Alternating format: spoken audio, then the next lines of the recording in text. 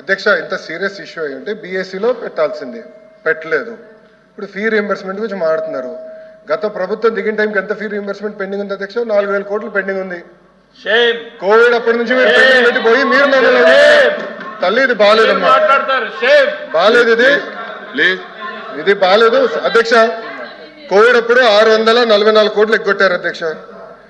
RTF కింద 3,000 కోట్లు pending, MTF కింద 8,900 కోట్లు పెండింగ్. చెప్పినండి ఒక్క విషయం చాలా ఇంపార్టెంట్ మీరు అధ్యక్ష నన్ను మాట్లాడినండి, ఇది చాలా ఇంపార్టెంట్ ఇష్యూ.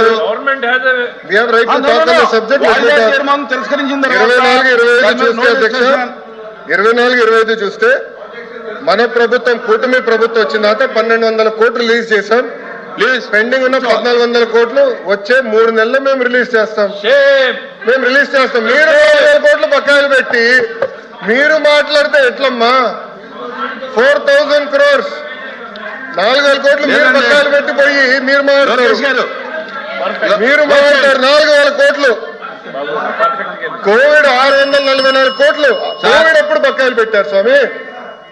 వాయిదా ప్రశ్న ఏది కూడా రికార్డు కాదు. ఏంటో చెప్పండి మాకు. కూర్చోండి దయచేసి కూర్చోండి, ప్లీజ్ కూర్చోండి.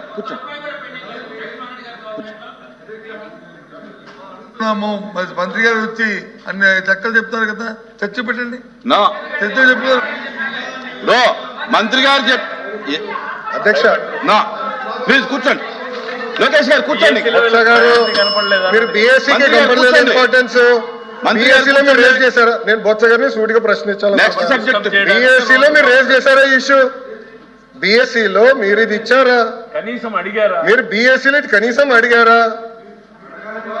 మీరు అడిగారా సార్? బీఎస్సీ ఎజెండా మీరు పెద్దలు, మీరు సీనియర్ మోస్ట్ హౌస్ లో, ఫరూక్ గారి తర్వాత మీరే సీనియర్ మోస్ట్ హౌస్ లో. నేను మిమ్మల్ని కోరేది ఏంటంటే, మీకు అంత ఇంట్రెస్ట్ ఉండుంటే మీరు కూర్చొని చైర్మన్ గారితో మాట్లాడి ఎజెండాలో పెట్టుంటే సమాధానం చెప్పినా మేము సిద్ధంగా ఉన్నాం. I have right sir. Sir LOP గారు I have right to answer. నాకు హక్కులు లేదా హౌస్ లో? నాకు హక్కులు లేదా హౌస్ లో? మంత్రిగా సమాధానం చెప్పే హక్కు లేదని మీరు నిర్ణయిస్తారా? ఎల్ఓపి గారు మీరు చెప్తారండి, మీరు సమాధానం చెప్పాలా చెప్పకూడదు? హౌస్ మీరు నడిపిస్తారా ఇక్కడ? How are you dictating terms to me? Sir ఇది బాగాలేదు, మీరు నాకు టర్మ్స్ డిక్టేట్ చేయకూడదు. మీరు సమాధానం ఎట్లా చెప్పారని మీరు అన్నారు, ఎట్లా సార్? బాగాలేదు సార్. నేను జూనియర్ మంత్రి, నా అండర్స్టాండ్. మీ అంత సీనియారిటీ నాకు లేదు. రూల్స్ నాకు తెలుసు. As a minister I have right to answer. Rules లో I have right to answer sir. ఇది ఇరు వర్గాల వాదన. I have right to answer. మంత్రిగా దయచేసి బీఎస్సీలో తీసుకోండి, మాట్లాడుకుని తప్ప. మీరు మంత్రిగా ఉన్నప్పుడు 4,000 కోట్లు బకాయిలు పెట్టిపోయి మీరు మమ్మల్ని అడిగితే ఎట్లా సార్? 4,000 crores పెండింగ్ పెట్టారు. మీరు మంత్రిగా ఉన్నప్పుడు 4,000 కోట్లు బకాయిలు పెట్టిపోయి మీరు మమ్మల్ని అంటారు కాదా? బకాయిలు పెట్టలేదా? ఒక్క నిమిషం, బకాయిలు పెట్టలేదా? మీరు బకాయిలు పెట్టలా సార్? ప్లీజ్ లోకేష్ గారు సబ్జెక్ట్ మీకు కొంచెం వీక్ చేయాలి. దయచేసి కూర్చోవాలి. 644 కోట్లు కోవిడ్ ఎప్పుడు బకాయిలు పెట్టారు? మంత్రి గారు 20-21 Q4 683 కోట్లు బకాయిలు. 23-24 Q2, Q3, Q4 1,753 కోట్లు బకాయిలు. మీ టైంలో బకాయిలు పెట్టి ఎంటీఎఫ్ మీ టైంలో 895 కోట్లు బకాయిలు పెట్టి మీరు మమ్మల్ని అడుగుతారు సార్? లోకేష్ గారు అందుకే మీరు బీఎస్సీలో తీసుకురావాలా? మీరు బీఎస్సీలో అందుకే తీసుకురాలి subject. Come to BSC, we will debate. I'm ready to debate on education. పోయినసారి బొత్స గారు మీరు వాకౌట్ చేశారు. పోయిన సెషన్ ఎడ్యుకేషన్ మీద నేను డిబేట్ చేసినప్పుడు మీరు అదే తలుపు నుంచి మీరు బయటకు వెళ్ళారు. I'm ready for debate. Education మీద చర్చించడానికి నేను రెడీ. మీ టైంలో 12 లక్షల మంది పిల్లలు ప్రభుత్వ పాఠశాలకు దూరట్టారో చర్చించడానికి నేను రెడీ. సరైన ఫార్మాట్ లో రండి, ఐ విల్ డిస్కస్. ప్లీజ్ కూర్చోవాలి. చంద్రశేఖర్ రెడ్డి గారు కూర్చోండి. కూర్చోండి అధ్యక్ష, కూర్చోండి అమ్మా, కూర్చోమనండి. మెంబర్స్ని కూర్చోమనండి, మెంబర్స్ని కూర్చోమనండి. మాట్లాడారు మంత్రి గారు.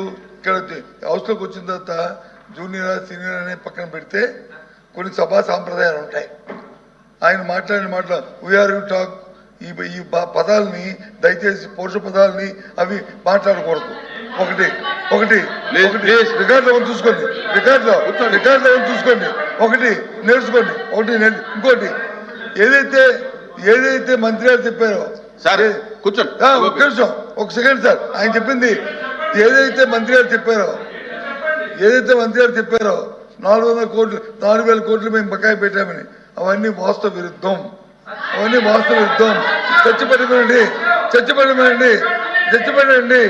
చర్చలో మాట్లాడదాం. అందుకే చర్చలో మాట్లాడదాం.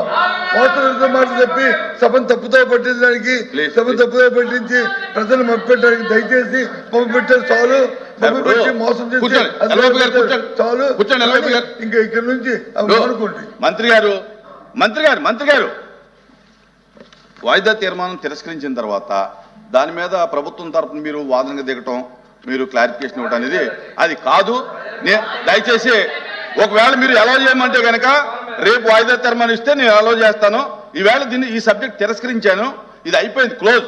రేపు ఒకవేళ మీ ప్రభుత్వం సిద్ధంగా వినండి ప్రభుత్వం సిద్ధంగా ఉంటే కనుక రేపు వాయిదా తీర్మానం ఇస్తే నేను మీరు అలౌ చేయమంటే అలౌ చేస్తాను. అజెండా మొత్తం వద్దా సార్? బిఎస్సీలో డిస్కషన్ వద్దా సార్?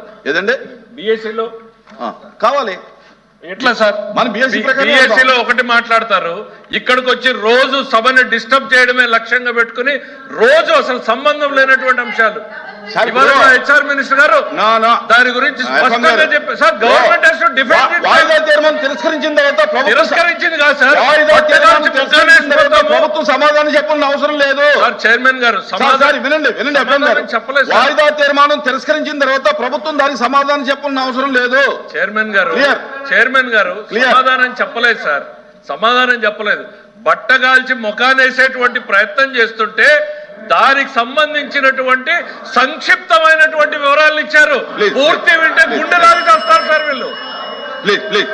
ఓన్లీ హెడ్ లైన్స్ మాత్రం చూపించారు. ఈ రోజు పూర్తి సినిమా చూస్తే గుండె రాజు వీళ్ళకి. Papers including the list of business are deemed to have been laid on the table of the house. Chairman sir ఒక చిన్న రిక్వెస్ట్. గౌరవ ఎల్ఓపి గారు, నేను చైర్మన్ గారు అన్పార్లమెంటరీ లాంగ్వేజ్ వాడానని చెప్తాం జరిగింది. ఆ వివరాలు ఏముందో చెప్పండి సార్. చెప్పండి, మీకేమేం పడిందో మాకు అర్థం లేదు. నేను ఎక్కడ అన్పార్లమెంటరీ రికార్డ్ అయి ఉంటే గనక రికార్డు పంపండి. సెకండ్ సార్, రికార్డ్ అయి ఉంటే గనక పంపండి, నేను చూసి అందరు విన్నారు. 1 సెకండ్ అధ్యక్ష, ఇది చాలా ఇంపార్టెంట్ ఇష్యూ. ఇదే అంటున్నా, మళ్ళీ ఆరోపణలు చేసి తప్పించుకుంటాం కాదు. I have never used any unparliamentary language. నేను చాలా గౌరవిస్తాను. బొత్స గారు అన్నాను, నేను ఎప్పుడు వచనంతో కూడా మాట్లాడలేదు. ఎల్ఓపి గారిని గౌరవిస్తాను, ఆయన ఏజ్ని నేను గౌరవిస్తాను, ఆయన సీనియారిటీని కూడా గౌరవిస్తాను.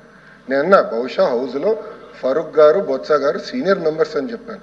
అంటే వాళ్ళు సీనియారిటీని అడగండి. ఫరూక్ గారు నేను ఎంత గౌరవిస్తానో మా సభ్యులందరూ తెలుసు అధ్యక్ష. దయచేసి తప్పు అభ్యంతరం ఉంటే చూద్దాం, దాంట్లో ఏదైనా అభ్యంతరం ఉంటే చూద్దాం.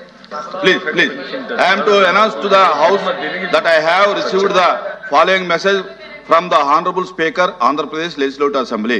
In accordance with Rule 123 of the Rules of the Procedure and Conduct of Business in the Andhra Pradesh Legislative Assembly, I transmit a copy of the Andhra Pradesh Excise Amendment Bill 2025, LA Bill number 15 of 2025 as passed by the Legislative Assembly on 22 September 2025 and signed by me.